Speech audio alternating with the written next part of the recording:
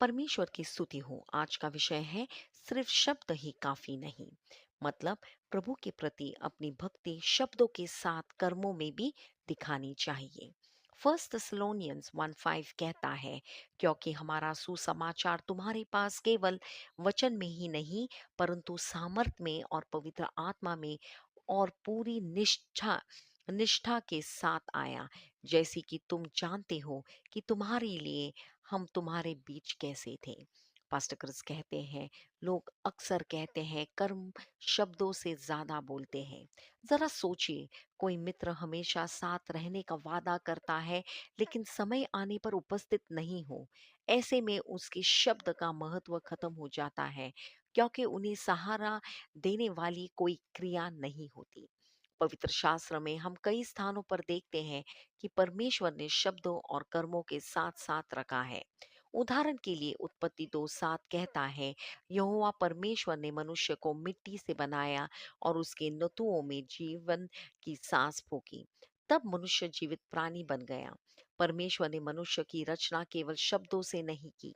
प्रेरित यूहन्ना 1 यूहन्ना 3:18 में हम समझाते हैं, हे बालकों, हमने न वचन से और न जीभ से पूरे काम और सत्य से प्रेम करें।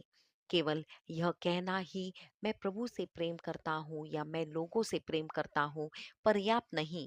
प्रेम कर्मों के द्वारा प्रकट होता है।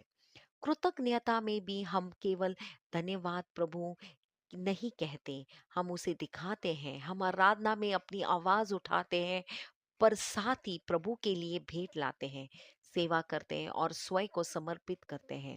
पवित्र शास्त्र इस सिद्धांत से भरा हुआ है कि परिणाम लाने के लिए वचन के साथ कर्म होना आवश्यक है।